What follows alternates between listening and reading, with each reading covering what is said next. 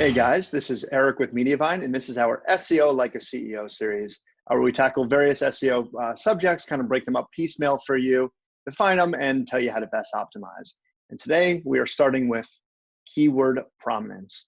So what is keyword prominence?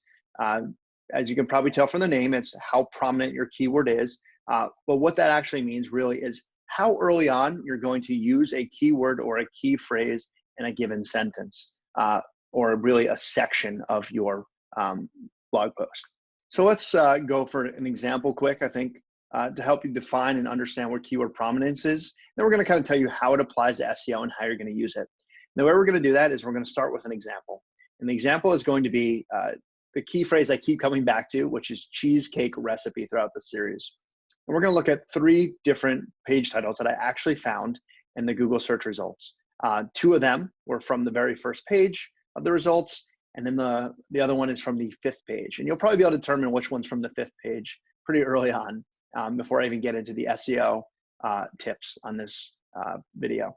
All right, so the first headline. Let's go with weekend recipe, foolproof New York cheesecake. What is the keyword prominence there? So again, prominence refers to how early on the keyword appears in a section. In this case, weekend recipe, foolproof New York cheesecake has recipe towards the beginning. It's the second word, but cheesecake isn't until the very last word.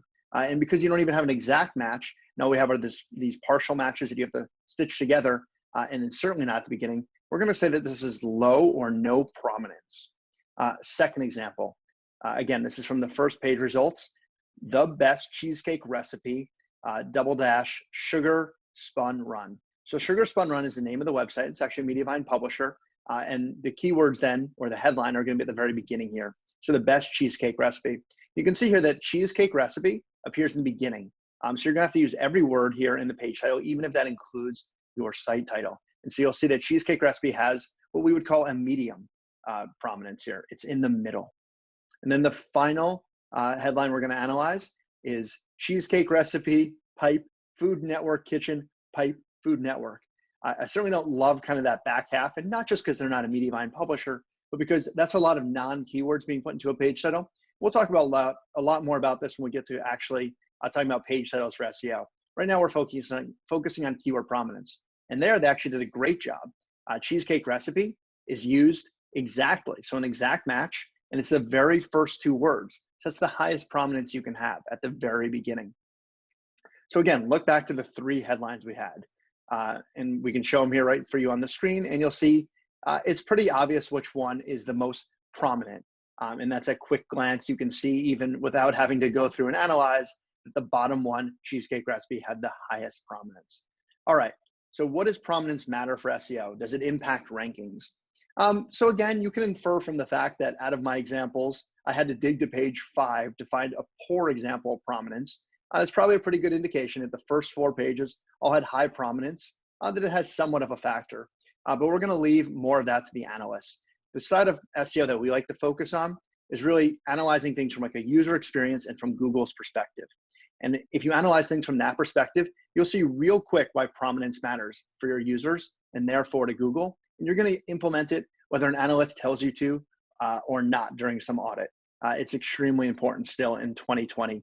Even if it's not necessarily something that you hear other search engine optimization experts talking about. All right, so let's talk about why it still matters. Back to what we were talking before with the search engine results. That's your page title. It's probably the most important piece of on-page you have, and it's the biggest direct impact you're going to have on your click-through rates from the search engine result pages. So ranking in a search engine result page doesn't matter. Traffic matters. That means they have to click on that result to end up on your page. And that's where keyword prominence is so important. Again, if you look at these page titles at quick glance, look through them in the search results, because that's how they're going to appear. If you're scrolling through quickly, which one is your brain going to catch first? So most of us read left to right.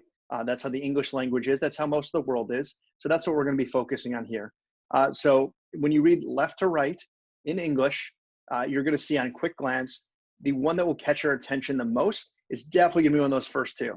The reason why is because when you typed in cheesecake recipe and you're looking through the results, you're looking for a cheesecake recipe result. you're probably going to want to glance and verify before you click on something, this is the result I want. That's just going to be your instinct and your intuition. And you'll quickly see that that last or the second one that we showed from before are most likely what you're going to click on.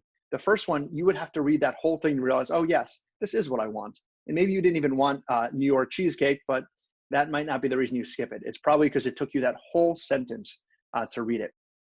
All right, so it's going to get you a higher click-through rate, most likely for that reader to come to your site. But that also matters for the meta description. Meta description is your biggest chance to influence what Google is going to pull for that little description snippet that they show in the search engine results. It won't always be the meta description. We'll have more on this to talk about later. But for now, just assume it's going to be your meta description if you use your keyword prominently. So again, let's look at the results. Here we're going to focus on two of them. Back to our sugar spun run result, which again is on page 1, so it's a great example. And then the one right below it, which is Lauren's latest. If you look at quick glance, you're going to see one of them has high prominence of the keyword cheesecake recipe in the meta description or in the description. And guess what? Google's going to bold it for you. So it doesn't necessarily matter so much that you use it at the very beginning here, really that you use it towards the beginning. So I think you have about 140 characters or whatever the latest number is for meta description. Again, we'll talk about that more when we get to meta descriptions. You'll see here, you want to make sure you're using it within the first 140. And you're going to get your word bolded.